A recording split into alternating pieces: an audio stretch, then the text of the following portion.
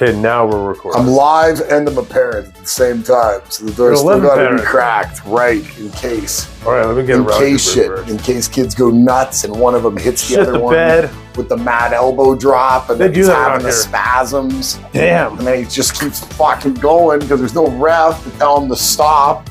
So like, follow through, man. Like you were just talking about follow through when there's no parent supervision. Follow through. Elbows, finishing the opponent. Fist.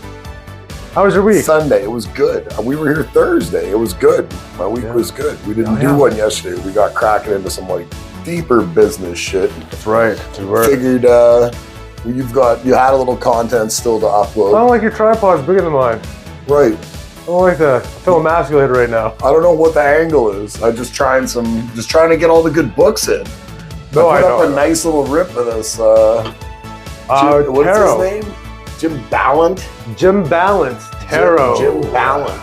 Which there is a lot of really nice covers. There's a couple of variant covers like this here. There's 258s. Oh, that's right. There's an A and a B. There's another one. There's a couple of them. Yeah, there's 3 or 4. Isn't those 2 up there? Right? It might be 6 or 7. Yeah. Those ones right there, right? Yeah.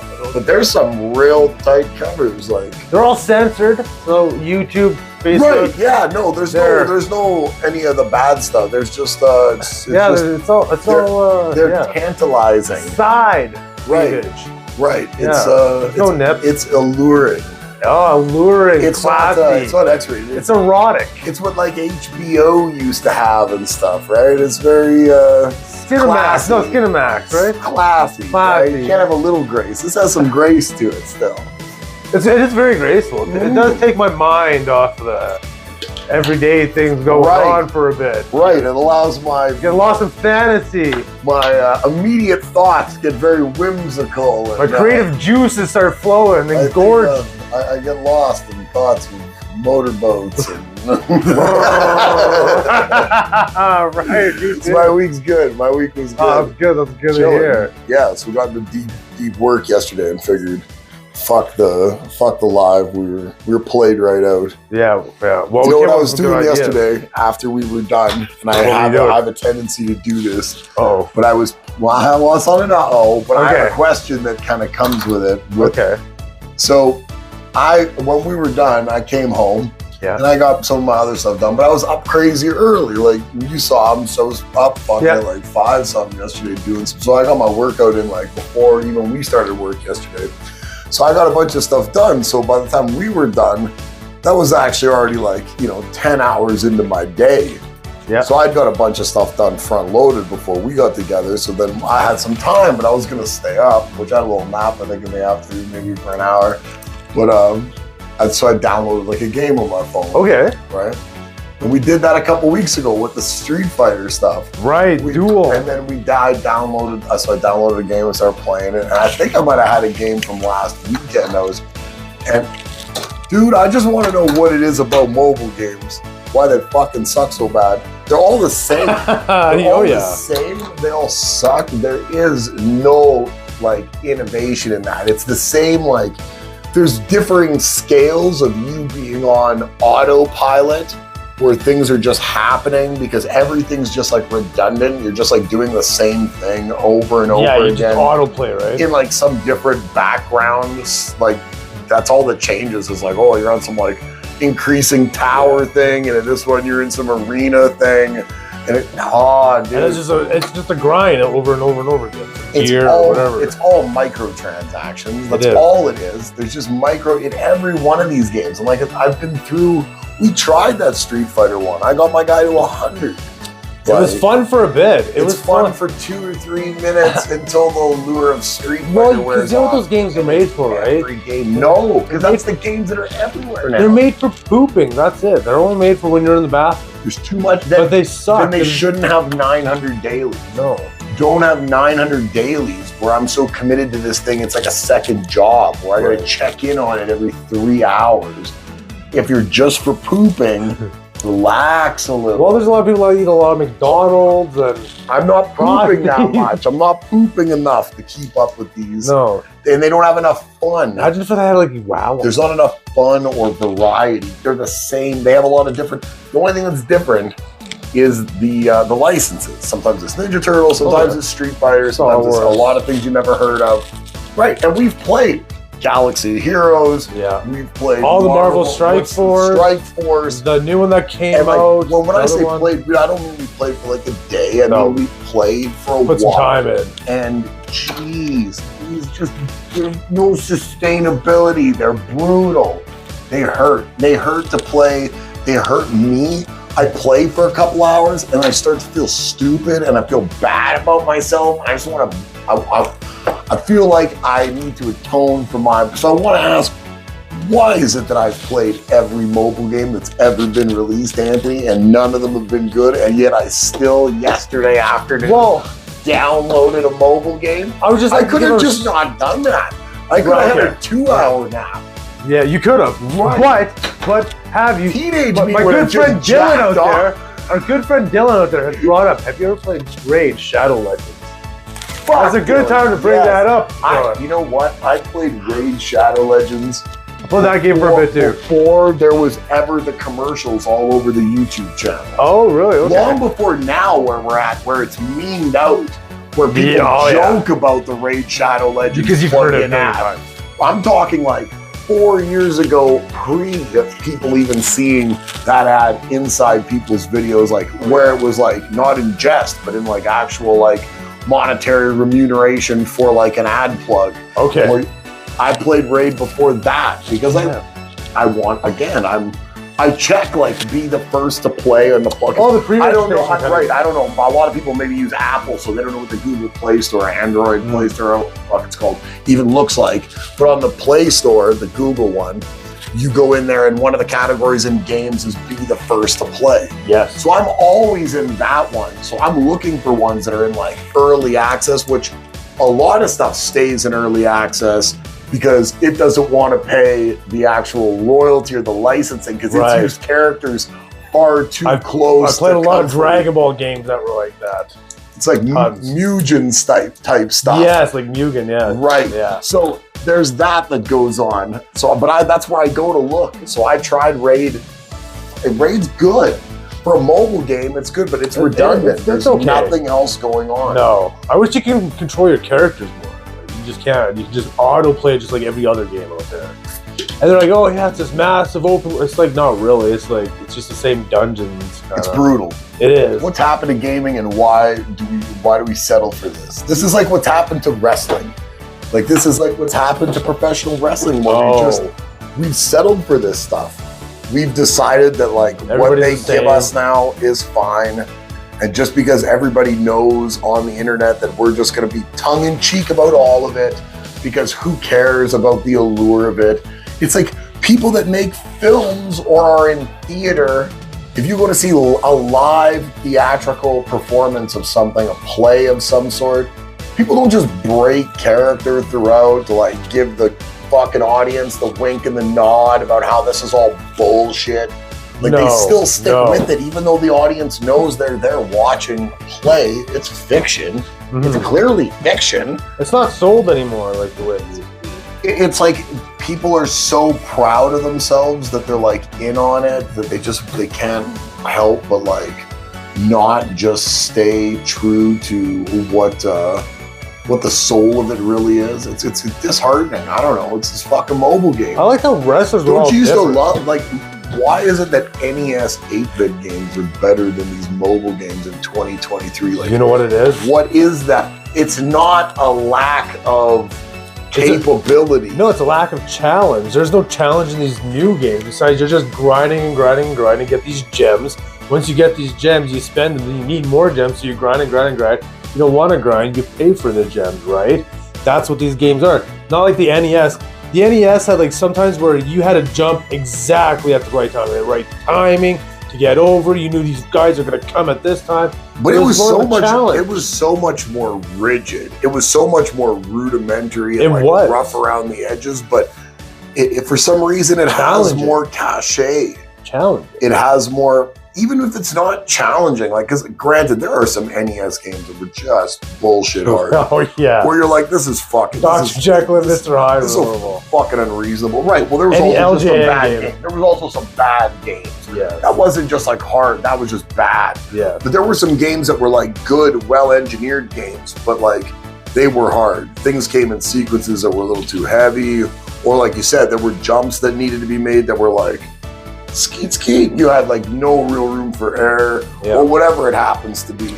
But now, all the programming ability, all the deliverability to my phone, all the ability to update things, all the architecture, all the everything should cause you to be making games that in theory are so much more memorable, digestible, replayable, or addictive. And that's not the word like I don't want to use, because they do a ton of things where they try to addict you. They do. They do bullshit stuff like the 900 dailies, or the you need this many gems and get this many gems and spend them on this. And then there's just this daisy chain of horse shit. Right. I don't mean addictive like that. I mean addictive like you really want to go back to that world. And like WoW addictive or Skyrim addictive, something like that. Even The Legend of Zelda from, like I said, from 1988 or 1989. Some kid who wanted to get home to get back into The Legend of Zelda.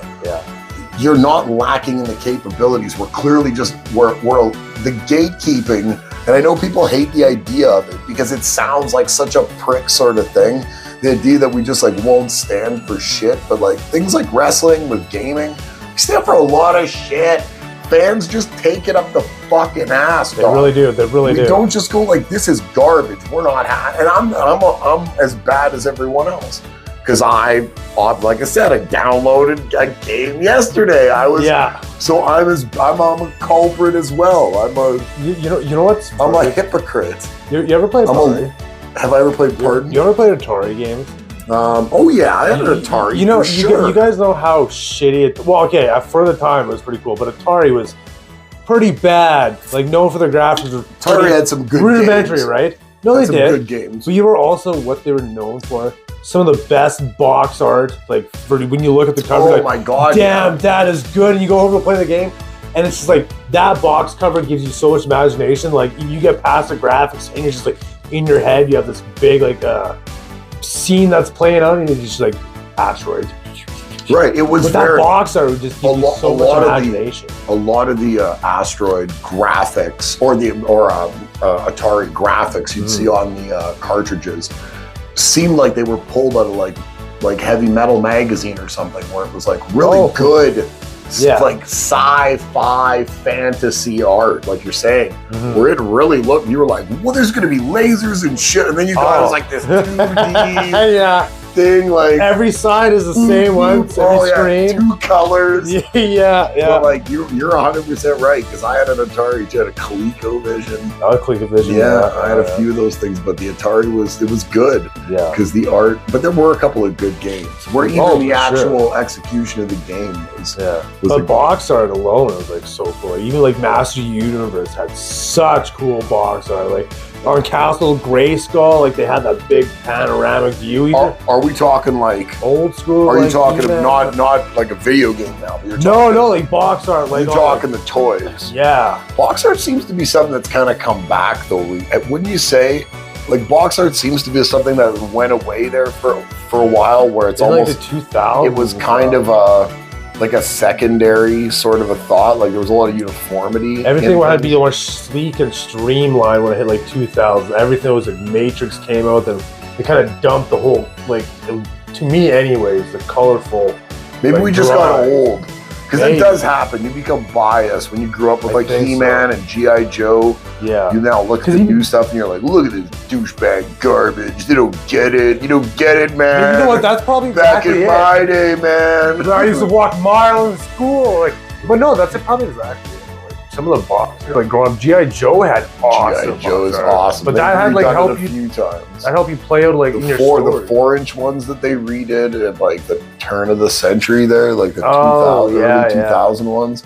Those ones were awesome. Anniversary, right? The ones that had like the shiny same version of the card. Yeah. I love that.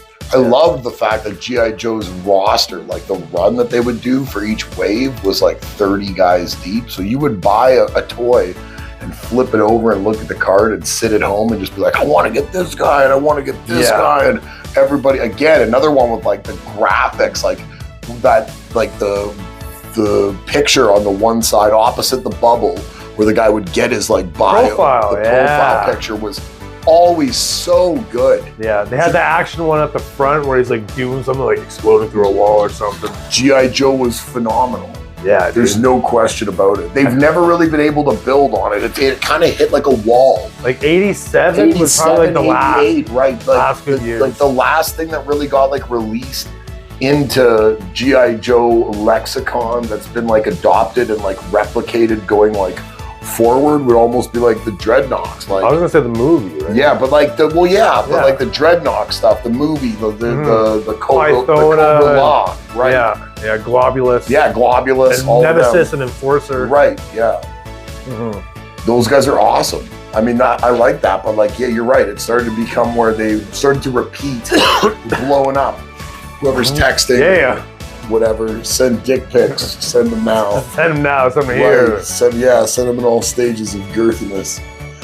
But it was good, but they fucking hit a wall where they then had to just like release guys in all sorts of like different sub-series of kind of these spin-off story ideas. Sci-fi they guys had, in like different colored camo, and it wasn't. It's like how, okay, that's like camo, it's like pink camo. I wonder who the creative brain behind the 82 through like 87, 88 G.I. Joe run was.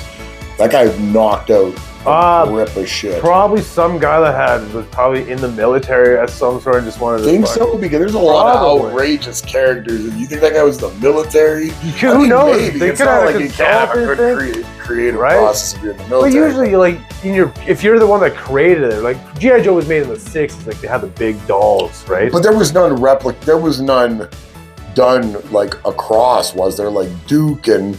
No, that was no. The 3 3/4. They have nothing to do with the. No, not the big ones. No, when that came in, it's probably some guy how you or you're kind of like right. I'm talking 3 3/4 specifically, not the dress up dolls. So some of your characters come from like real life people, I imagine. So if you're the guy that sat down and said, "Okay, I'm going to create G.I. Joe," yeah, but is it the guy who worked on the action figures that came up with it? Is it the guy who worked on the cartoon? Like who was the first? Because that's the guy. Whoever came up with the chicken or the egg, right? Well, I'm just thinking who the George Lucas is who kind of came up, because like that 82 to 87 run of G.I. Joe. I mean, I'm sure a lot of people now, because G.I. Joe hasn't really had a nice long runway to be successful with 2 or 3 things back to back to back. The movies failed 20 some years, 30 years. Yeah. But there was a point in time where they weren't just making good toys, but like that was a hell of a franchise. It's deep. Yeah, deep. So deep. So deep. I couldn't even tell you how many characters are. Like hundreds. There's a good grip of 50 aside that are cool, which is pretty boss. Oh, absolutely. For like a divided 50-50 sort of a world. That's a lot. 50 each that are like fairly well like rounded out, where you can see where they fit. You can see even their like internal allegiances on the side that they are on as like little sub allegiances. Everybody's pretty well defined. Like they don't ever leave. That was another good thing, I guess, about on top of the bio, the profile picture was the bio on the back. Yes. Everybody got a nice write up and like a mythos, and then the cartoon seem to use a wide roster for G.I. Joe. Speaking of profile cards, so I was on YouTube and they have like these. I miss 80s toys. Me too. I miss walking through the store. Especially because they would release a toy and it would be out for years. You'd be able to get something for 2 or 3 years. Years, maybe a week, you get it. One wave comes out. That's it. Instead of a series being released over a calendar year and stores being replenished as things get sold, this instead now, the way we've had it the last 20 some years, the way Hasbro from Legends and all this, the way they took it, because you don't even see some waves. No. Instead of nothing. And if you do it, it's like the shittiest character in the wave that's there. You're like, oh, it was here. You was never, here, but you could always find a Cobra Commander back in the day. You could always find He-Man. Not at every store, maybe. We're not saying every store was just hold. No, but if you wanted to go from the couple of malls around, or the consumers distributors, or all the places you might get a toy from back in, were from the 1980s. So like I'll say 1986. All the different places, the Zellers, the Kmarts, the KB toys, the Toys and Wheels. There's a bunch. You're not gonna have to even go through one of each of those before you find. Now, if a Marvel Legends line comes out, and a lot of places here are overstocked because a couple series before that one never sold and everybody's stocked up, they won't even order it, and so it won't even be in the city. You could go to surrounding area. You could go to 20 EB games. And you'll find fucking nothing. No, never. Figa, nothing. But like you're saying about profile cards? Squats, yeah, Big daily squats. Because you know what we've done. My quads. Oh, nice. So like how you're saying, like you like profile cards. So I was on this YouTube poll that they did, like a little survey. It's like, how important was the Joker's backstory to you? Do you think he needed one or not? And most people say no, Joker shouldn't have a backstory. And I don't think that's proper. I think Jokers like that should have a backstory. Do you not think so? People think he just be like a ambiguous character. Does he have? Okay, I mean, I think of it that way, but I always just wondered maybe I was missing something. Does he have a backstory that is like pretty well defined? That's canon for sure. Does he? Yeah. Can you tell me what? Do you know what it is? I'm not trying to put you on the spot. No. I don't. Well, what I remember, if I'm right, you guys can correct me wrong, guys in the chat. Yeah, he was like a stand-up comic, and he got laughed and shunned at. And shit like that. Now, is this from the movies? Or this is actually comics or comic book. I read when I was younger. Yeah, from what I remember, like I'm saying, he was a comic back in the day. So Batman would have already been Batman at the time. Like he wasn't doing it like a long time ago, and then the guy shunned, and then he just went crazy, turned into the Joker because nobody wanted anything to do with him. Didn't think he was funny, so he showed them what funny was, and we went crazy.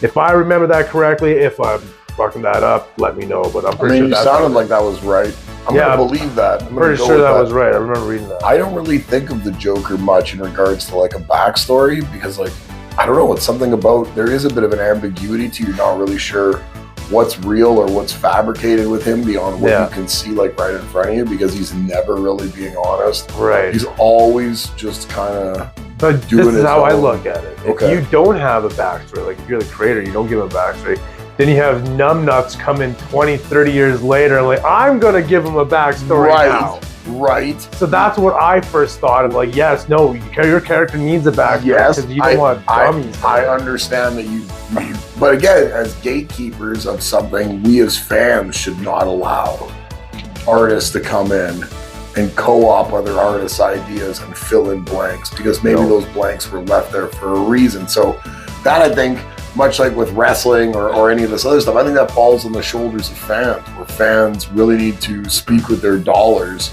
and just say like, no, we're not gonna, because you didn't create that character. Maybe that gap was there to allow some interpretation by the reader, some interpretation by the viewer, because there isn't like a defined X.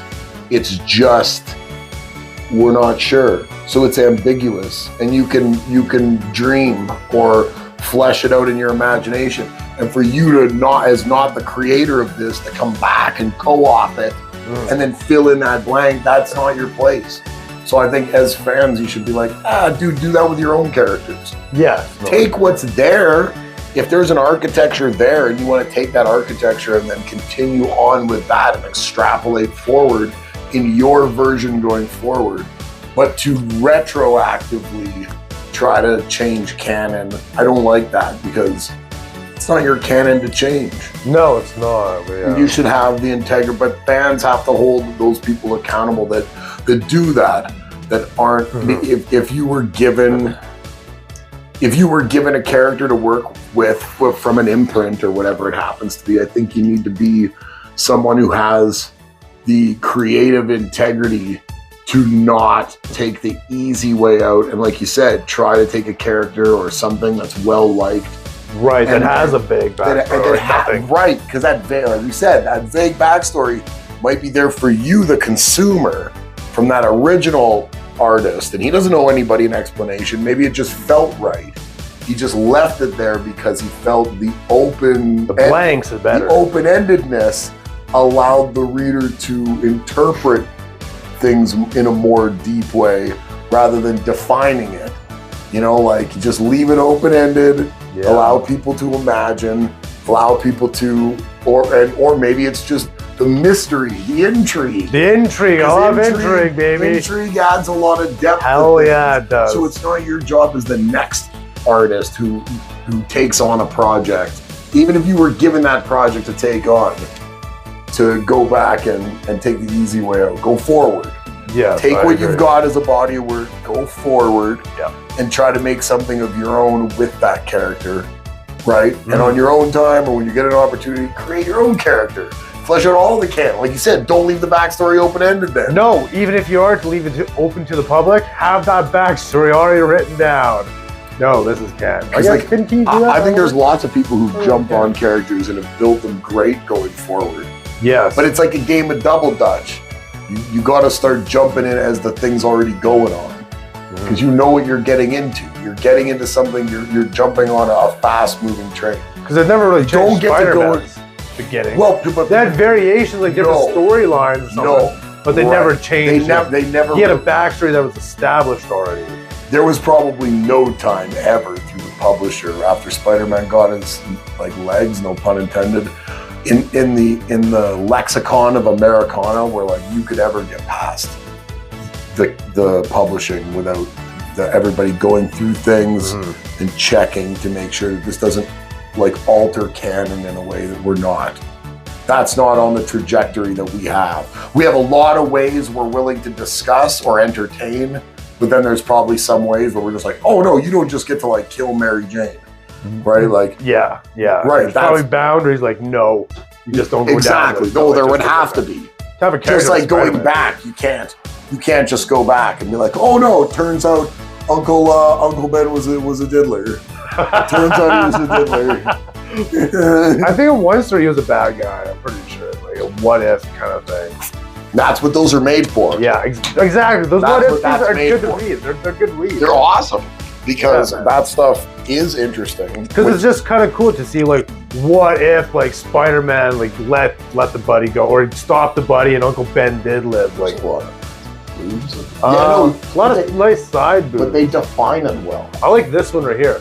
I like the ones with the points. They define it really well. Yeah, well they do. When they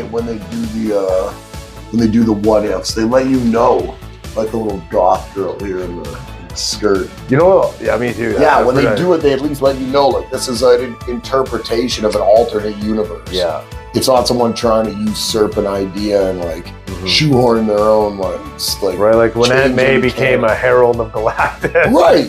But it said that it was doing that. It did, right on the cover. Right. She wasn't doing that just in the background as Peter Parker was fucking you over. Trying to get some fucking nephew. Some photos done. He was trying to produce a few photos for J. Jonah Jameson and in the background. Look, sweetie, I was old and out of money. I need some tricks. You're the Herald of Galactus. Circling all the way back. I don't know how we got all the way down this way, but fucking mobile games suck. Oh, that's what we were talking about. That's what I was talking about. That's where I started here. Was that you took it? How should we get that? You took it somewhere. I don't know. We're talking about mobile games. Like comics. And then comics. And then toys. Oh, you were talking about box art. And the G.I. Joe box art. How about that box art? 80s box art. That's good box art. 80s and 90s box art is pretty good. Too titillating, though. Too titillating. Can't just sit there all day and look at this. It's nice to look at as it gives you a little bit of a headache once in a while. Gives you a bit of it's a little too much. Your eyes are going different ways. You watching UFC yesterday? No, I didn't watch. What was it? 256? Oh, I don't know what the fucking number was. But it was Edwards and Usman in a rematch. I heard about that, yes. Edwards beat him again. Oh, did he? Nice. Yeah, looks like gonna be Covington and Edwards. So, I don't know. I think Usman has so many miles now as being the champion and being at the top of the sport for so long and being a guy who goes the decision a lot, like he did yesterday with Edwards, you rack up a lot of bloody miles fighting the #1 contender on a frequent basis and taking just a fucking beating. So Usman was an absolute gangster. Usman's going to end up in the Hall of Fame. I don't think there's any question about that. So like losing a second time to Edwards, really no shame in that. Edwards is only on 3 losses in his life, and one of them is to Usman because that was a trilogy fight there. But now 2 in a row lost. Oh yeah. Usman might be on the downslide a little bit. Might just be tired, things catching up. Maybe like other priorities in life. Made a lot of money, got a lot of fame.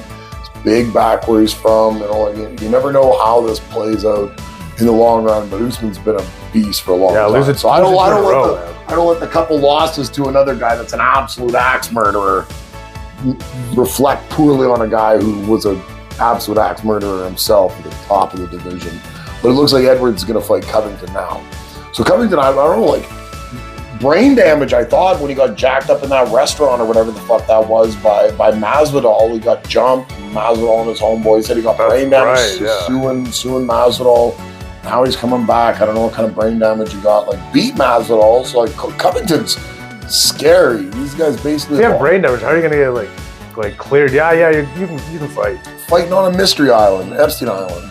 Kumite. Right. Kumite. Kumite's fighting. Right. Going with, what's his name? Frank Dukes. Dukes to the house is my coach. Covington seems like a guy who would have Frank Dukes as his coach. I like Covington a lot. I know that's a probably heavily contentious topic to say I like Colby Covington, but like I understand. I think I'm keen enough as a quick-witted young lad that I still would like to delude myself into thinking I am. I'm keen enough to know that a lot of what Covington does is like an act.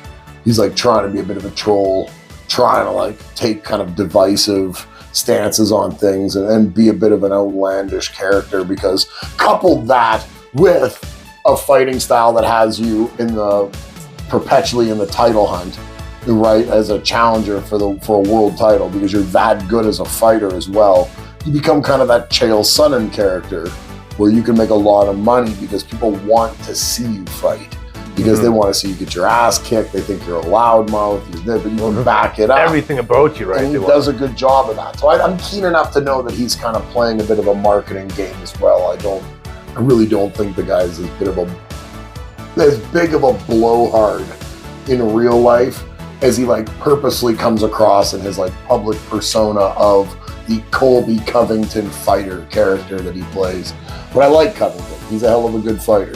So I think it's going to be a good fight, him and Edwards. I'm not entirely sure I would bet on Covington. To be honest with you, I'm not entirely sure I would bet on Edwards. Oh, no. That's a rough. It can go any way, That's a tough division, man. All those guys at the top of the welterweight division are like Usman, Edwards. Yeah. Those guys, even if we're talking Masvidal, scary, man. Fuck. Masvidal, if you start beating on Masvidal, you start wrestle fucking him, like a lot of these guys can do.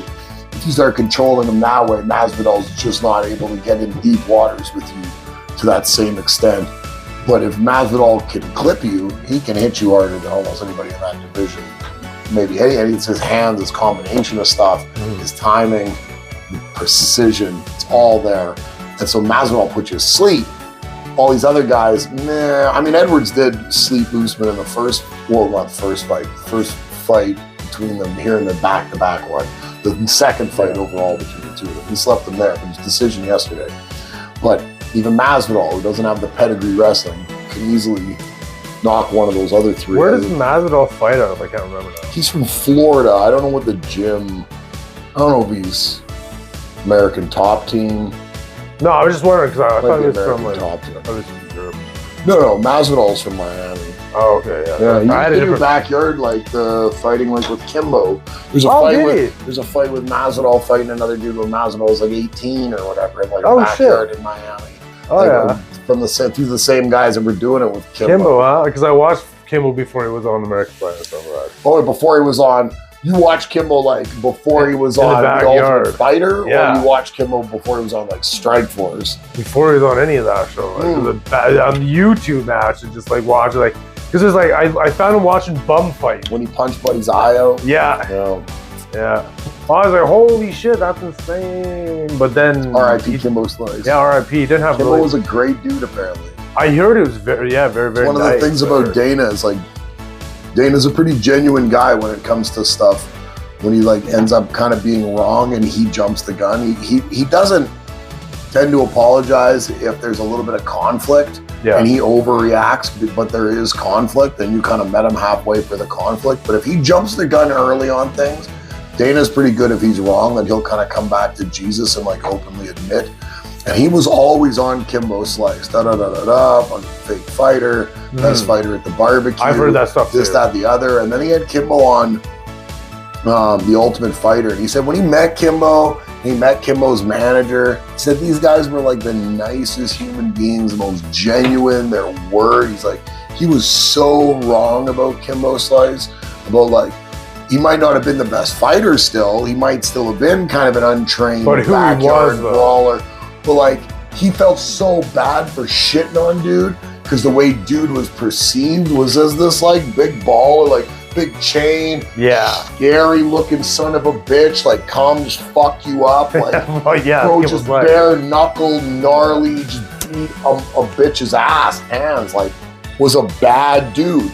But from Miami, like it felt to Dana, I think early, like it was a bit of a slight on the UFC being legitimate and these guys just being like ruffians fighting for like drug money. Kind of thugs in the backyard just fighting it out. But he said once he met him and then also met his manager, and said both of them were so just genuinely good human beings. He said his opinion changed on Kimbo Slice like so dramatically to the point where he feels the need to come out, and when people bring that up, he needs to like say that part of the story into this atonement where you could tell like he really means it.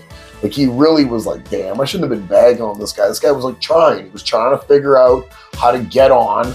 He wasn't skilled. He wasn't an Olympic wrestler, a collegiate wrestler, or a gold medal judocon, or he wasn't any of these things that would have get. But what he was tough and fucking scary. Yeah. And he knew how to make kind of these like urban style early YouTube videos that, like you said, they garnered a lot of attention. Yeah, backyard brawls. Kimbo Slice was a stud, bro.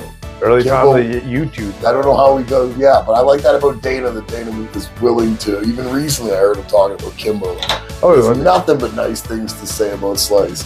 Slice died early too, man. He was like 44. He just had that Bellator fight with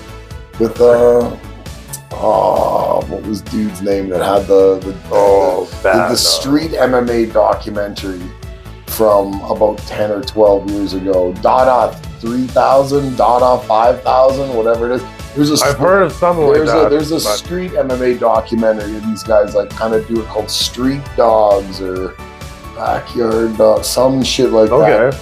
But it's like kind of doing what Kimbo was doing. Is it a good watch though? It's pretty good because it's like follows like 3 or 4 guys, and it's in like, it's not in Miami, I don't think. I want to say it's in like Louisiana or Alabama or something like that, in like a town where these guys all get together and fucking fight, and they just got like a makeshift cage and like oh shit, like it's real nitty gritty. Yeah, dude, like straight like Kimbo's. There's a whole documentary, but it's that guy Dada 5000, Dada 3000, Dada something, DADA, and then like a 4 sequence number of 1,000, 9,000, 4,000. I'm pretty sure if you type in Dada on the Google, you would find it. Yeah, but it's a pretty decent documentary. I saw when it first came out years and years ago, but like, it's interesting. Yeah. MMA's good. Yeah, I like MMA, and I love as much as I don't want to condone like the backyard stuff. Like you shouldn't be doing that because you get fucking your shit rocked. Well, the first year you get beat to goddamn death. There's still doctors there.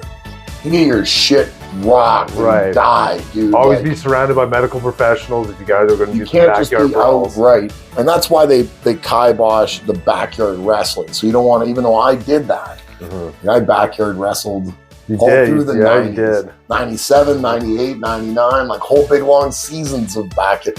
I have tons of stuff where I bled like fluorescent light tubes. Yeah, see, you did the wrestling thing. I did more the jackass thing. I always want to throw myself off of things, but never did a... I like all the pageantry, like the wrestling.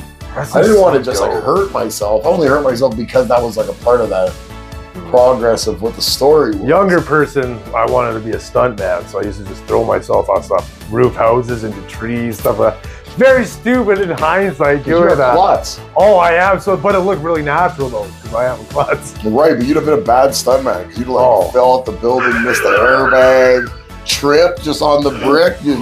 I would have survived everything. Would have survived everything. Over the side and would have gotta go down now.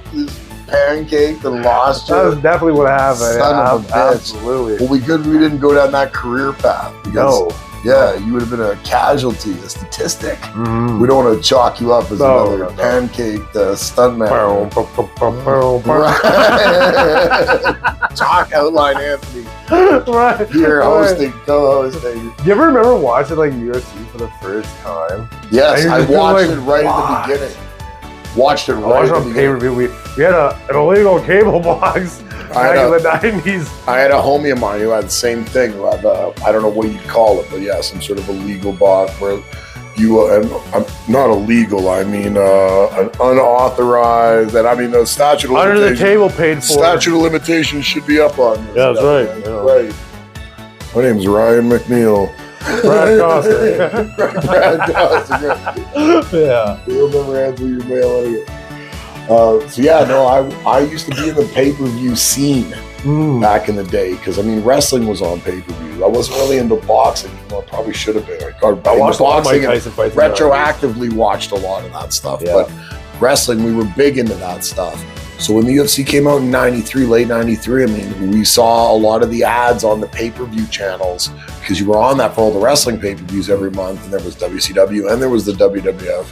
There's a lot of pay-per-views, so every 2 Sundays, you were there watching a pay-per-view at my homeboy's house. So you'd see these commercials leading up to the first UFC.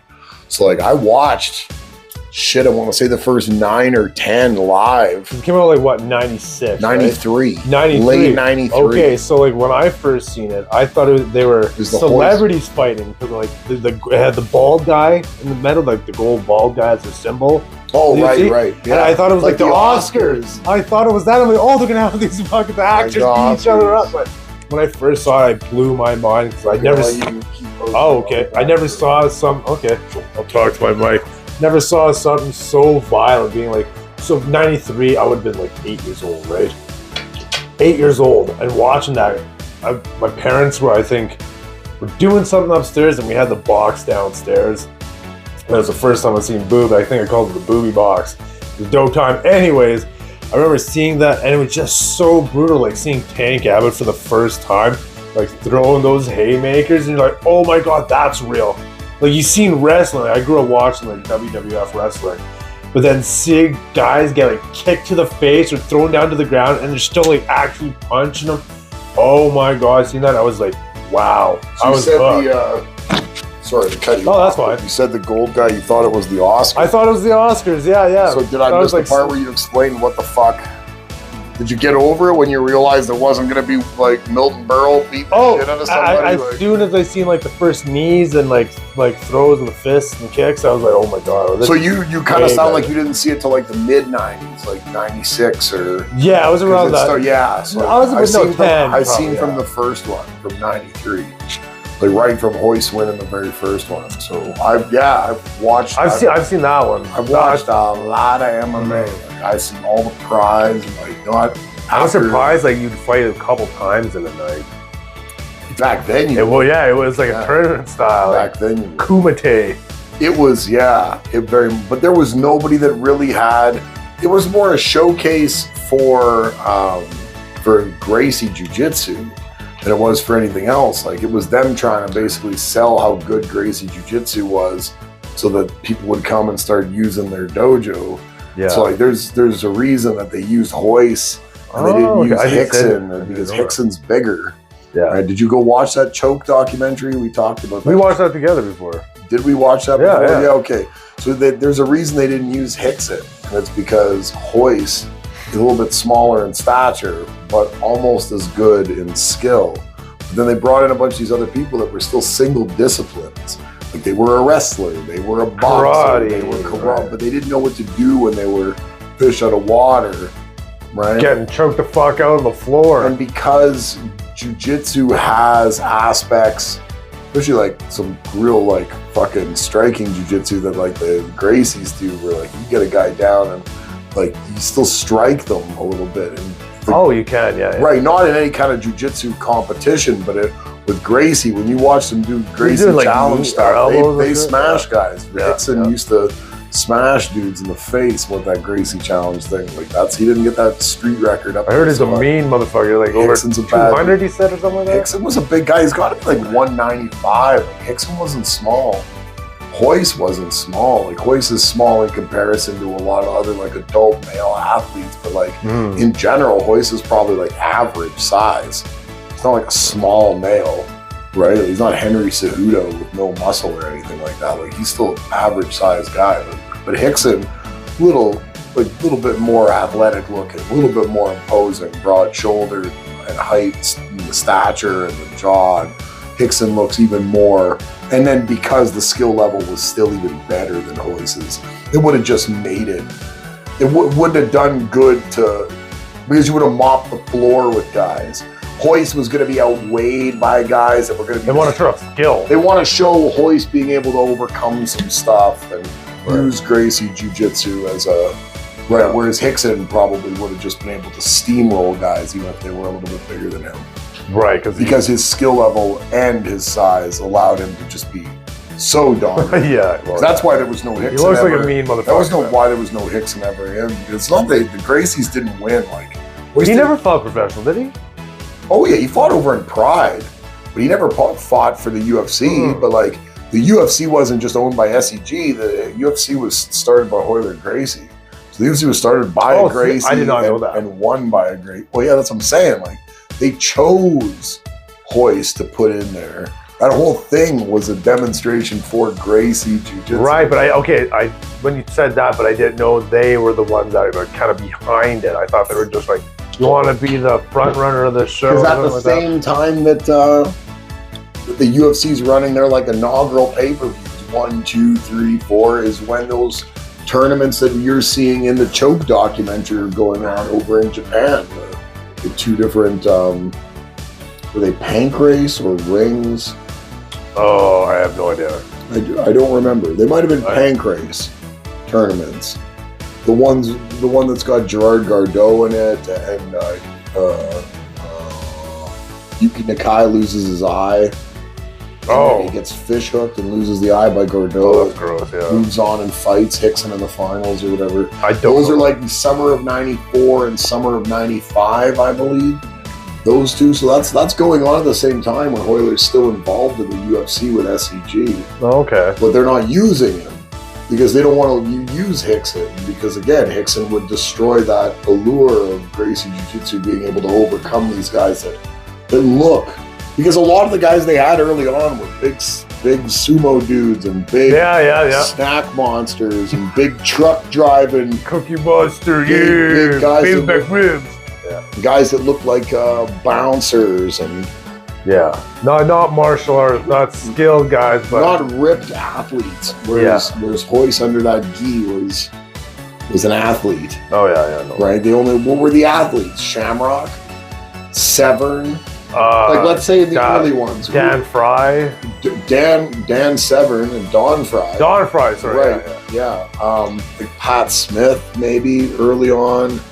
I mean, you've got Goodrich kind of early on. Tektarov's in there. I mean, there are some guys that are capable. Yeah. But when you're talking about like, Shamrock, like Ken. Even though Frank is the better Shamrock overall, Ken at that time, obviously, because Ken was their professional. Ken would be maybe the only guy that was kind of even comparable. Frank's the older one, right? No, Frank's younger. Frank's the younger one. Frank's younger. Even though they're both adopted anyway, but Frank's younger. Frank was better. Who's the one that Rock hit at fucking WWE in the face with the fucking... That's Ken. That's Ken, okay. That's Ken. He was in the very first... Yes, okay. Like, UFC. Because they look very similar, because I was trying to figure out who that was. Yeah, he was in pro wrestling in the early 90s, then got into MMA, then got back into pro wrestling, then went back into MMA. Oh, okay. And then, I mean, I like Ken. Me too, no. Shamrock's fun.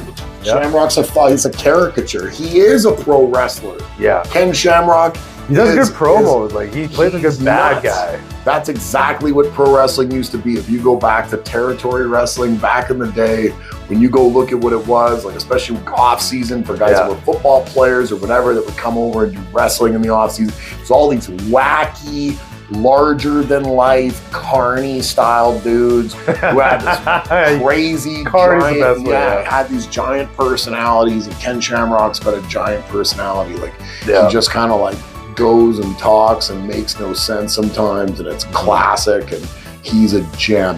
The guy's an absolute fucking gem. Like, it was a good fighter. The Rock was telling the story about hitting Ken in the face, and he didn't want to hit Ken in the face. He told him to hit him as hard as lay it in. You gotta lay it in. Yeah. You gotta lay it in. That fucking Rock never had a problem laying it in. Don't play this. Rock tries to play this altruistic baby now where he's, I didn't want to. You were a cocky ass, dude. Right. You were happy to lay it in.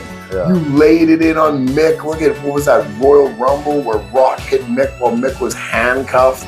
He hit him like 8 times in the head with that chair. Like, I thought he was dead. I was like, oh shit, they just murdered the guy. Don't tell me you were, like, it's not fun to do it, but like, you knew what you were involved in.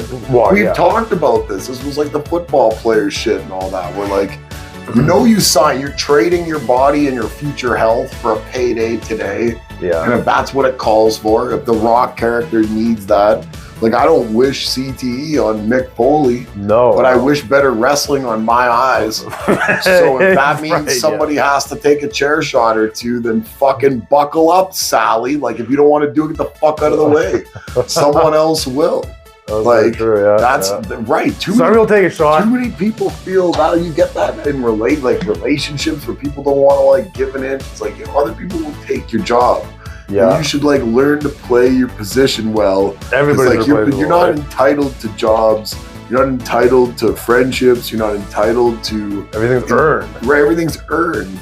So in that, The Rock knew what he had to do. So like in retrospect, I get where he's trying to like scrub his image as much as he can by being this like always nice guy. But I guarantee you, 1999 Rock was laying it in. Oh, of course. He was laying it in. If you smell, laying it in. Laying it in. And that's the way we liked it. And that's why it was better then. Because there was genuine, just cocky testosterone, just thumping, and guys were laying it in because they wanted it to get over. He had that like leather vest, huh? It was wore that like leather vest, you know what? And he wore a lot of like gaudy Versace dress shirts. Yeah. That's right, yeah. You smell what The Rock is cooking. I love The Rock, man. He wasn't as good as Stone Cold in the Attitude Era. No. But nobody else out of the Attitude Era was on the level of those two. I was surprised Stone Cold didn't get a big Not any iteration of Foley, not Foley as Mankind or Dude Love or Cactus Jack, not Triple H, not any. The NWO maybe as a group, you might be able to argue bigger than. I mean, I would put Stone Cold ahead of The Rock. You might be able to argue the NWO as a group bigger than Stone Cold, The Rock. But I wouldn't say Hollywood, Hogan, Nash, Hall, any of them single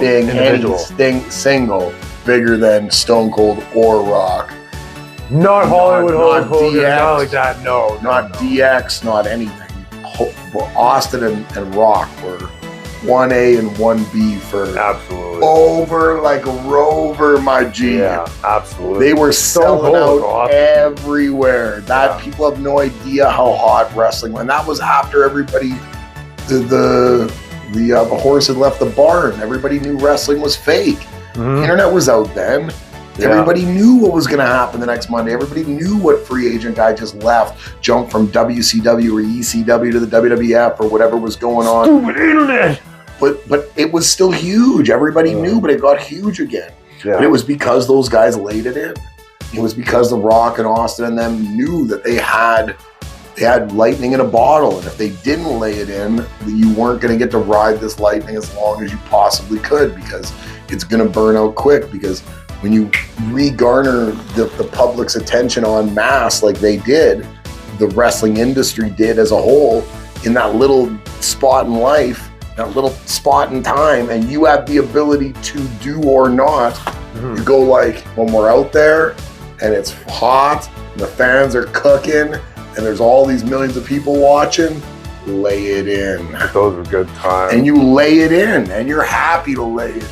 Do you think those times will ever come back? Like, let's say Vince McMahon, he's out of the picture. Whoever takes over. Vince is back, though. He did take over with Stephanie again. Vince is back, though. It's a very like. Do you think Roman's gonna lose to Cody at WrestleMania? Roman's been the champ for like 3 All right, years. He's going on 900 days.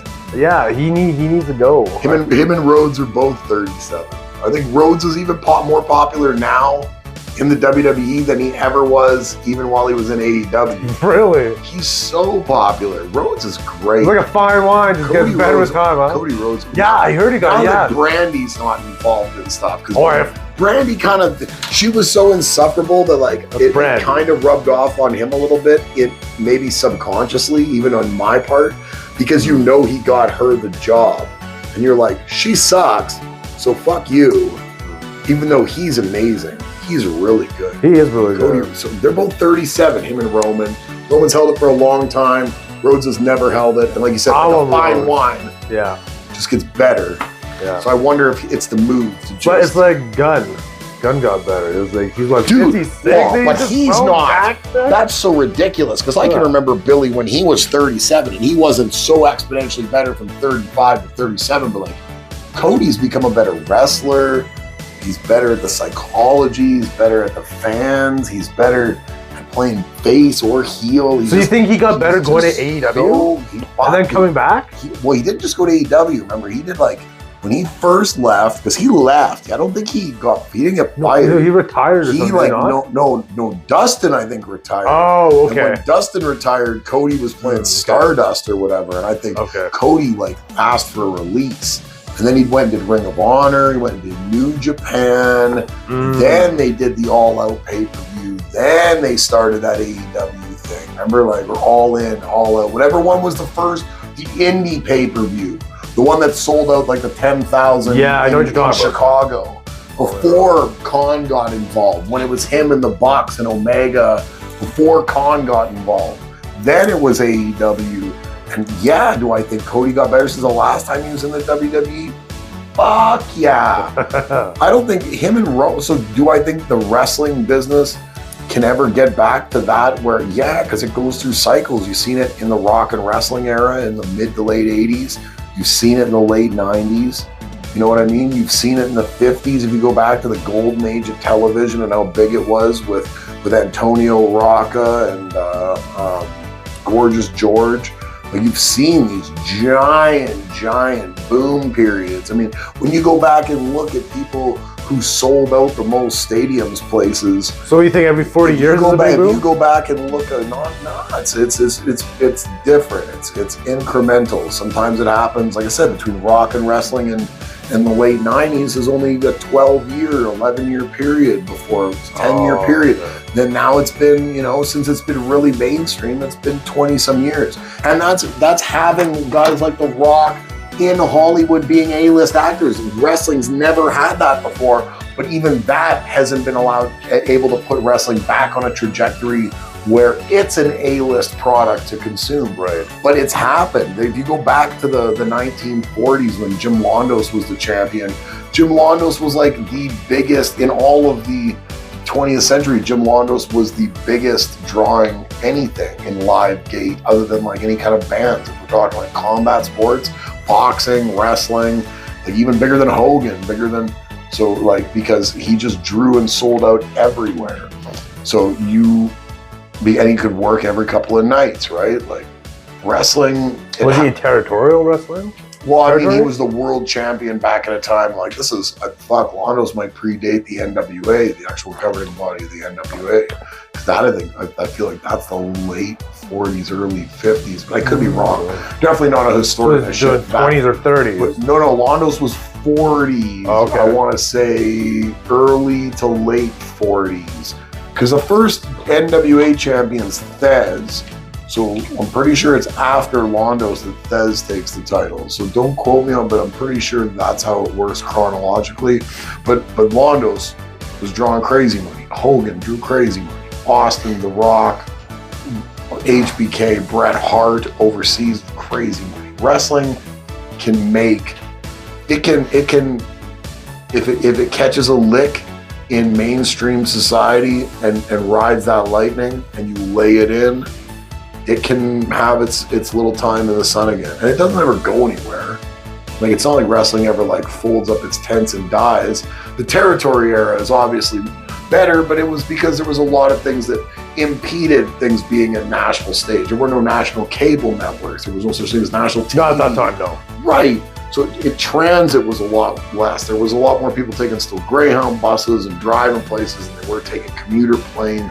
So, like, I mean, things were different in the 1960s than they were in the 1980s or 90s. So while the territory system was awesome to romanticize and to remember about, we also, you know, like, there was a lot of guys that they belonged in the territories because they were average savage. They were whack. And now you get all the best guys on the best, and they might not get used the way you want them to, but the cream rises to the top, as you can see with Cody Rhodes and Roman. Because people didn't think Roman was going to make it. They were pushing Roman down people's throats for years, and they didn't think Roman was going to make it.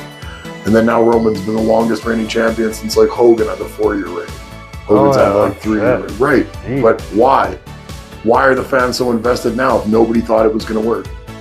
It's because he was that good. Just Vince had the eye for it before other people did, and Vince tried to make it happen through a little bit too much shoehorning, and people pushed back because they could feel the pressure. But Vince could see that Roman had the potential because Vince has been through eras of potential like this before. Same thing with Cody. You can see that, like, the minute Cody came back in, there could have been tons of hurt feelings, resentment, the AEW stuff. It could have all, but the minute they noticed the way he resonated with fans and the actual talent level, they just were like, just let it happen. Hands off. It has to be natural. Don't force it, right? Let him do whatever Cody Rhodes thinks he does.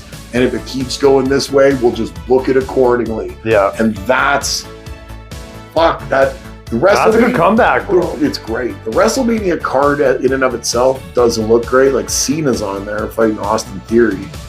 I don't know. Big deal. I mean, yeah, but that match, the Reigns-Rhodes match, that looks good. Yeah, that'd be one to watch. That's a hell of a main event, dude. That is. I wonder if Rhodes will take it. I think so. I want Rhodes to take it. I think Cody becomes the champ. Yeah, I think Cody becomes the champ. Crazy. I think the bloodline has probably ran its course. And the bloodlust. I think the bloodline with the Usos and with I think that's kind of ran its course now a little bit. You need to pivot. You made your money off this. Don't go out and make a fool of yourself and overplay the hand. It was hot. You got it hot a couple different times. The odds of you getting this scorching hot a third time or whatever it is, it's probably not going to happen. It's starting to cool down. This thing is starting to have to take on more and more eccentric storylines to keep it going. It might be a good chance to pass the baton and restructure that entire Roman Reigns. Maybe circle back to it in a year or two or something, whatever. You just let Cody have it now. Right. Get a fresh set of competitors. Now all the adversaries for the title become fresh again because they've been running up against Roman for so many years, getting beat, that it's like, well, this guy got beat this year by Roman at this Rumble, and he got beat 2 years ago at this pay-per-view by Roman, and it's like, well, now it's Cody. It's not. So now you get to recycle through a lot of the top competitors. And it's new again, right? It's new again. And like I said, Roman's storyline with his family has been a long time coming, that we start to unwind that. Some of these guys are a little old. They're only good because they're in a storyline with Roman and Heyman and whatever it is. And it's time to visit maybe guys having a little bit of petty, I was champ for 3 years. Fuck happened here? How'd I lose this? Where were you guys? I carry you guys, not the other way around. Why weren't you there to stop this in the biggest stage into the story, right? Happening, right? So I think it's time. I think it's time we see Cody. Pass it on. But the rest of WrestleMania, unfortunately, looks kind of whack. It doesn't look very compelling. For WrestleMania, really? Rhea Ripley and Charlotte. I don't think there's a Ronda on there. I definitely don't think there's a Becky Lynch on there. I like Becky Lynch. There's no Rock. No Rock, no Austin, no Triple H, no Undertaker. Oh yeah, Undertaker's Cena. Man, it's kind of a tighter show too. It didn't look like it was a show that had like like tons and tons and tons of matches, like a lot of reps. Maybe they're going to give everybody 25, 35 minutes to really put it on. Throw it off. They got to build some stars. It can't just be Roman and Rhodes. No, I guess not. You can use it. It's a hell of a way to buoy what looks like an otherwise underwhelming WrestleMania this year, because you've never run this thing before. Yeah. So the fact that you can unravel it now, as long as you give people a real finish, don't fuck people. Don't give them some dumb finish. Give them a real finish. If you're going to go with Rhodes, go with Rhodes. You're going to go with Roman, go with Roman. Right, think of the future. What's next WrestleMania? Give somebody a clean, so that people leave the end of what looks like kind of an underwhelming WrestleMania at least feeling good about a conclusion on the one match that they want to see bad. So don't F with that and give people some stupid run-in, DQ, false finish, garbage. Give people something consequential that's gonna go in a direction. Yeah. You had a fork in the road, biggest stage of the year on an undercard that looks underwhelming. Even if it performs well, it's not gonna sell the event, because it'll perform well in the minute, in the moment.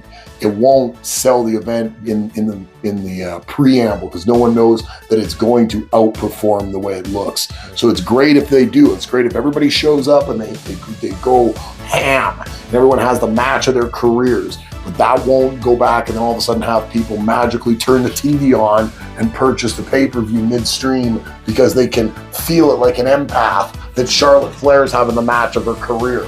But people are buying it for that one. Yeah. So give them the payoff.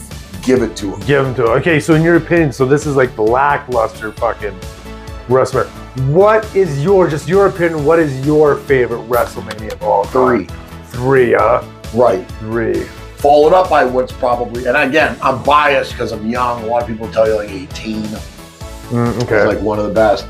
There's a lot of good WrestleManias out there. 3 is my favorite. Hogan and Andre. Right. It almost seems like they're still kind of larger than life. Yeah. A little bit. We were still at a time when you'd never even seen the champ on TV. Hogan would very rarely do like the network TV show, the like thing that was in syndication, thing that you would see, like around in every TV. It would just have like specific, the commercial bumpers would be for the regional areas, but it would be the same matches, right? Maple Leaf Wrestling would play in Vancouver and Edmonton and here and there and all across Canada. You didn't get Hogan on television and stuff like that. You knew he was coming up in a Saturday main event. Yeah. You knew that he was coming to a town near you.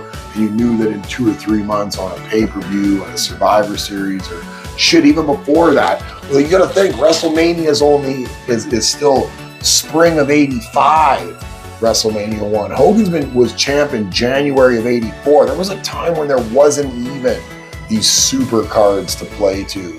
So you only saw Hogan in some highlights. If you weren't going to an arena near you to see Hulk Hogan wrestle, you were not seeing the world champion wrestle.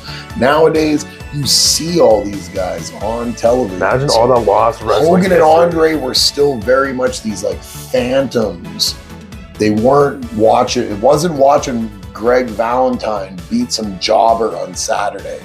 Like when it was these guys that you had to pay to go to. In this case, I lived in BC, so you had to pay to go to like the Peony Coliseum or whatever in Vancouver to go and see these guys. Or here in Edmonton, it was at the, what was it called way back in the day? Northlands Coliseum. Oh, yeah. You had to go to Northlands. And I did. I've watched WrestleMania 4, but that was on closed circuit. That was in GM Place in Vancouver. Here I've seen wrestling here a bunch of times. Never at Rogers, but at Northlands or any iteration of Northlands. Skyreach, Rexall, whatever you want to call it. But, right, because it just changed names a few times, right? But that's fine. When you're live, you should see the guys. You should see Stone Cold and The Rock and everybody. But what happened with Raw, and when guys were hot-shotting, these companies were against each other, hot-shotting for merchandise sales and hot-shotting for advertising rather than hot-shotting because wrestling was in the absolute mainstream as they changed the way wrestling is done. And what they started to do was they started to give you all the A1 stars every week on your televisions. They weren't just telling you, if you want to see these A1 stars more than this quick little 30-second snippet highlight from a main event in St. Louis last Saturday, then you've got to go to your local arena and watch it. And when they're coming Saturday to such and such, and they're coming Sunday to such and such. He's going to be in the main event, putting the world title on the line against this such and such monster that's been demolishing the roster here recently. And Sunday he's going to be in the main event, tagging up with another local hometown favorite, such and such, against these two such and suches, right? And now you're going to but you weren't seeing them. You weren't seeing Hogan. No. It wasn't on the TV, A lot of missing wrestling, like that. And then when the Monday Night Wars brought that, what they did was they made it so Hogan and Austin and Rock and everybody, and now they've never got away from it. So back at WrestleMania 3 still had these guys in the main event that were these real treats. It was like an attraction. It wasn't just the guy we see every Raw leading up to this pay-per-view. Like, I see you every Raw. Even Austin, The Rock. You saw them every Raw. All the time. They were there every Raw. Cena through his career, every Raw, every SmackDown. Undertaker, Big Show, Rey Mysterio. But now it's about ratings, how many people can sit down and watch. Right? Well, there was hot-shotting. Like I said, the late 90s led to hot-shotting between a couple of companies that changed the landscape of wrestling. And when you look at even AEW now, you see it. Jericho, Omega, Bryan Danielson. Who do you got? Moxley. They're on every show. They've got some sort of segment.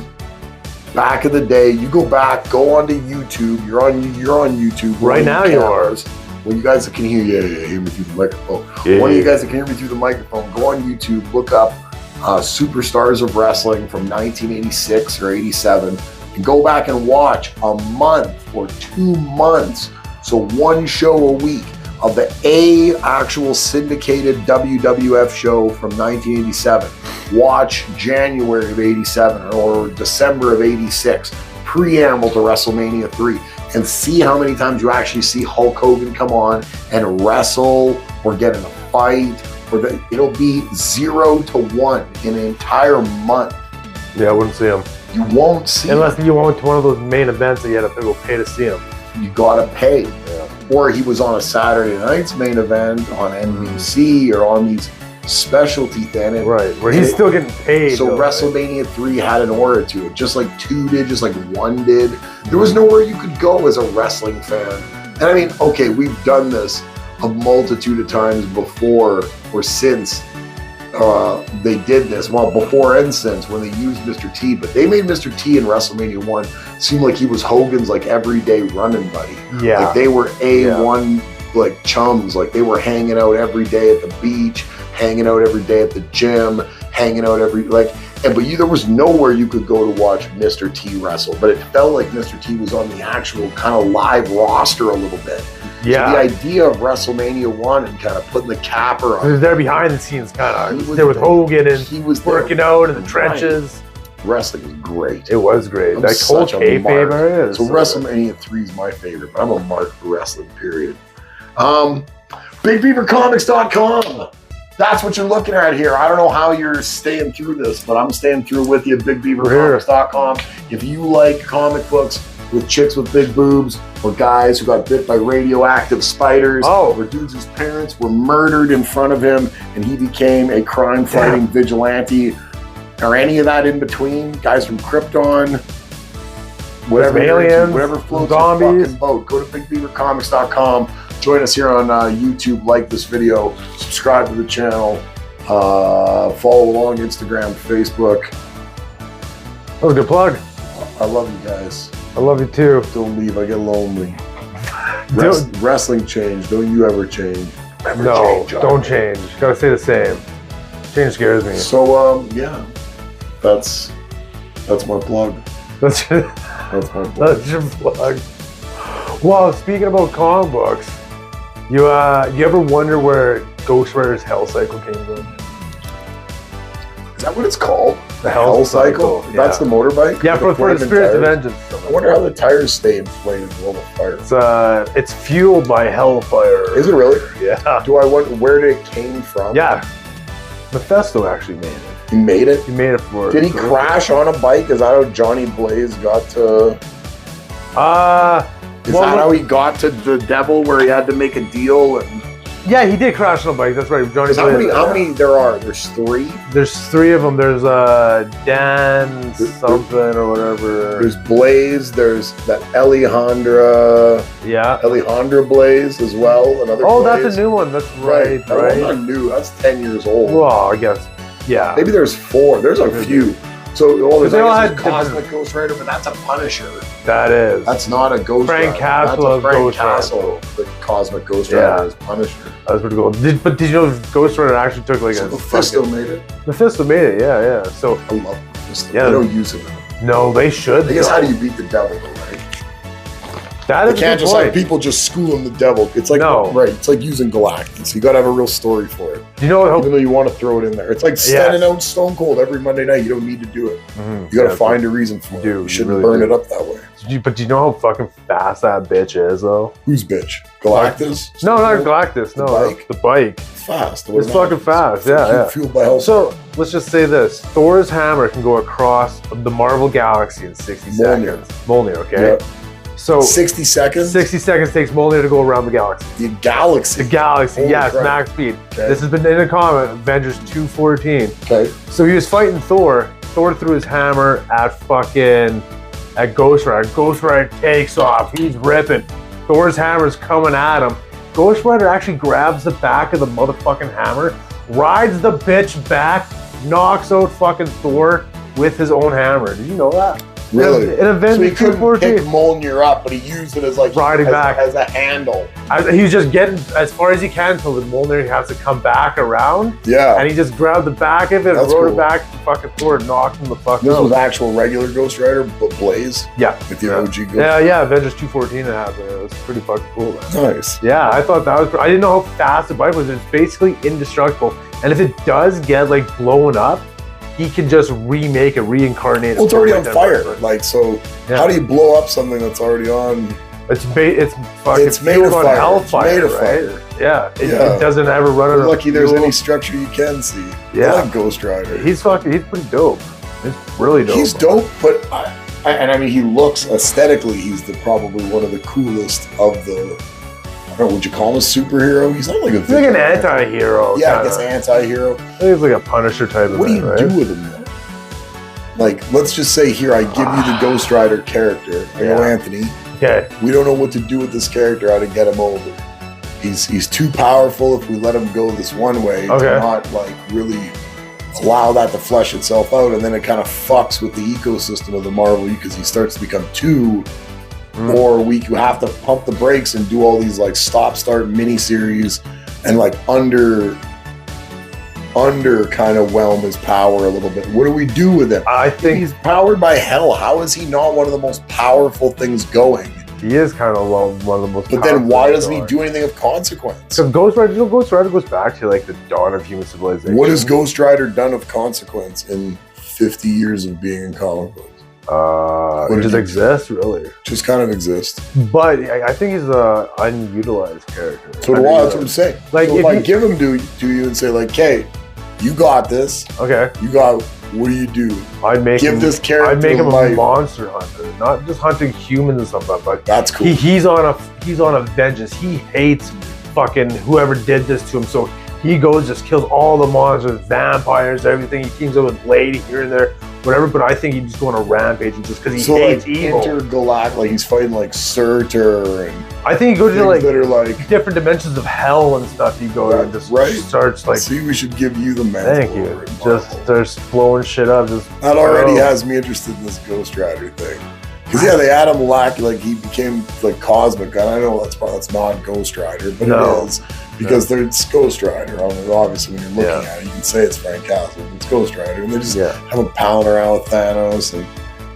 Because you're right. Some sort of intergalactic, hellborn Like just monster fighter. beating ghoulies, There's like not demonic. There's not enough cool monsters. Right, just Back in the old days of Marvel, when you go look at the old 60s stuff, and guys would just fight these things with funny names. yeah, they That would. shit's priceless. Why do we not do that anymore? Like, No. why are we under the impression that everything is either just like this very difficult, long, arduous, existential battle with this thing that's almost equal? Why can't you just have these big, colorful, creative, interesting things that Kaiju looking thing. that just get smashed. They just get their ass smashed and they Perfect, run away. right? But it's like, there's got to be layers. It has to. Yeah, you just can't give Ghost Rider. He actually had a Dodge Charger RT that drove into space with the Avengers, but so stupid. We actually sold their books. We had the books in like in 2014 or 2016. Really, we had this book. Yeah, we did have with a Charger that went to space, Charger that went to space. driven by Ghost Rider. Yeah, we did. That's a good one. It is. I It is wanna read actually that pretty, book. it's actually pretty cool. It has a Mitch man McConnell, thing in that it. motherfucker. I thought it was humorous. Man just to thing see was him. working the radio. He was actually scared in the back, and there was Right, like Black sure. Widow was Yeah, riding I'd be shotgun. scared too because none of that makes fucking sense. But you know, even Ghost Rider goes back to like the dawn of human civilization. He has like rides a mammoth that is like hellfire. That is his bike. Why wouldn't he? Why wouldn't you? I don't even understand why he wouldn't. Right at this But a point, big crazy woolly mammoth, like big fiery red eyes. He like used to ride them. I love it. I like Ghost Rider's Ghost awesome, Rider. man. Like you said, underutilized. Very Could do underutilized. so much more with the character. Like, but he, I think we'll get Nick Cage though. We're I gonna think play it- him. Yeah, Nick No. Cage. The second, have you seen Spirit of you gotta Vengeance? get. I think you gotta get a better. You gotta get a better body of work story that people want to actually hear from Ghost Rider. What Yes. neither of those movies were stories people wanted to actually hear done. No. That was where the issue was. Like, granted, Nicolas Cage, I love Nick Cage. If you've been here before, you know that I like Nick Cage. He's not cut out to play that still. Like, it's not he's not playing a very well tortured like guy that we have a little empathy for, but that is also hell bent on revenge. Like, he's a little too wacky. That's why Spirits of Vengeance was actually really good. He I takes thought. the empathy away a little too much because you want to feel like this guy is kind of like what Michael Jai White did for Spawn, where you felt the empathy that this guy had to like make this deal to like make this happen, and he's Right. not okay with it, but he's okay with his word saying he made the deal. Yeah. Like with Ghost Rider, it felt a little campy, and I know that's kind of become the cachet of it now, is how campy it is. Yeah. But I don't feel like it did the character as good. And like I said, I don't think the comics a lot of times do it as good a justice because they leave a lot on the table because they don't want to just embrace the fact that he's an absolute shit kicker. He is. And you should just let him loose. And because he's such a cool character that people want him to be awesome, Yeah. but they don't let him. The only time you should be fighting humans are like familiars to like vampires or bad guys. Like humans that work for the fucking like monsters, like a vampire or something. Then he kills him, gets to the monster, kills the monster, off to the next monster. And wouldn't regular Ghost Rider books be great reasons to just have Mephisto and stuff in things consistently? And Mephisto is one of the most, again, as far as a character who can't lead a book, he can lead a mini-series or something every once a decade. He'd lead an arc. You're right, he can lead an arc. I was going to say, he can't lead a book, but he's a hell of a thing to play off occasionally for 2 or 3 pages every 2 or 3 issues. Right. He's always good to be a guy that plays stuff in the background. So good. Right? Launches zombies over here, some ghoulies here and stuff like that. You Yeah. can always have Mephisto. Ghost Rider, they could do a lot more with. Oh, absolutely. I don't It's know a about that. weird character that's always seemed kind of limbo. Right, because he has such a cool look, like the So jeans or whatever, the leather everybody pants. likes him. Have you ever encountered somebody who's like, Ghost Rider's fucking whack? Never. I'm not I've saying never that. heard that. Some of the stories don't have the legs to them that they should, or it seems like guys get the pump fake and they're too scared to let Ghost Rider be what he is, which is something so powerful. So get him away from the humans Yeah. and get him out into doing things that seem interdimensional or Something that deals with hell and stuff or like that, right? demonic, right? Yeah, Things that kind of because he transcends it. absolutely. Because we can never keep a fucking don't Ghost keep Rider it. comic book. But you've got to get a good story before you do a movie. Yeah, we can never hold Ghost Rider books. They're No, always gone. they're Because always he's such a good character. But yeah, at BigBeaverComics.com. Go check us out if you like action Take figures, that sports, plug, targets, go in your all that stuff. Go Butt check plug. us out. Butt plug. We do have those over there too, black with our logo on it. Used and unused. The used Oh, ones of course. in a bag, Ziploc Right. bag. If you want, bag. we could give you one with lube. We spit on it for you, put it in the bag. All right. Yeah.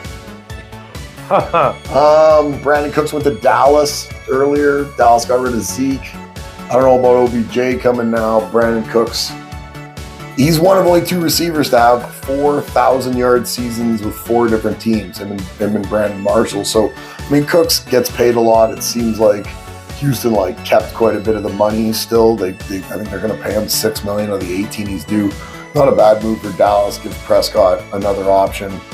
I kind of thought they were going to get Odell Beckham Jr., but maybe OBJ just wants too much money, and Jerry's, while he's infatuated with him as a receiver, he's not willing to put that out. So Cooks makes for a nice other option. Come in, CeeDee Lamb, Tony Pollard, Dak Prescott, Dallas team that perpetually has something to prove. Not sure if they're going to make it happen. They got Stephon Gilmore. They just brought him in to play cornerback. Gilmore, multiple-time Pro Bowler, probably going to end up in the Hall of Fame at some point. We'll see if that is enough in this year to finally get Dak over the hump. But Cooks clearly has no problem blending in the systems. If you've played with 4 or 5 different teams in your career and have gained over 1,000 yards receiving in a season with 4 of those different teams, you're somebody who picks up a system quick. You're somebody who understands the different cadences of the quarterbacks you play with, and you're someone who can get into the rhythm of so much like a game of double dutch, which we talked about way earlier on this. You can jump in the middle and blend in fast and don't need a lot of time. So that's pretty good. You must. You can't have stats like that and not. Can't be really a fluke, right? You clearly are somebody who just, while you've moved around lots, so it's maybe not saying much for you being a team player as far as your personality or anything goes. Maybe but your ability to learn, you can almost be plug and play, which is a pretty good characteristic. We'll see what kind of motor and wheels that Brandon Cooks has left as he's entering, I think, the 10th or 11th year of his career. But I mean, gets paid a lot. They're picking up a bit of it in Houston. Nice playoff from CeeDee Lamb for Dak, and Dallas is obviously all in still on trying to make this franchise a go around Dak. I'm not sure if Cooks is a long-term answer, but I don't think he's coming in to necessarily be meant to be. And Houston's obviously given up a guy who they need to think about rebuilding things. They've got the 2nd overall draft pick. They don't really have any choice. Rebuilding is kind of what's in the cards. There isn't other cards for Houston to play right now. I don't think they think that Davis Mills is going to be the answer at quarterback, and they're going to see what happens in the draft with whoever doesn't get picked number 1 by the Carolina Panthers. Houston's probably going to be all over that other guy, Stroud or Young, number 2.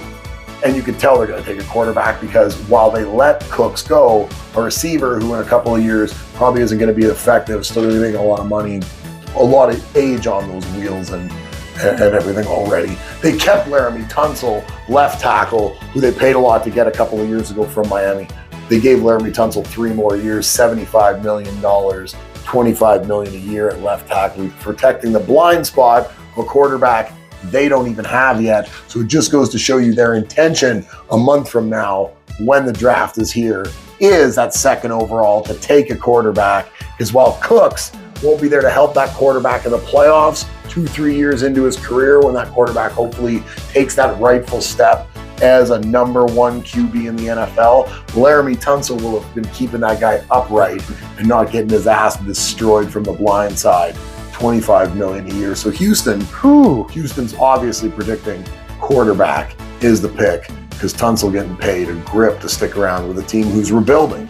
They're not going to win anything, but they're paying Tunsil to basically eat the fact that he's going to not expect to go to the playoffs with the Houston Texans, but he's going to get the rightful privilege of keeping a number 2 overall and a 2nd quarterback off the board pick in the 2023 draft upright for the first 3 years of his career, and potentially even more going forward, because Tunsil's only 29, maybe 30. Tunsil can still have another contract even after this one under his belt if he keeps the injuries under wraps. So Houston definitely, they're going for quarterback,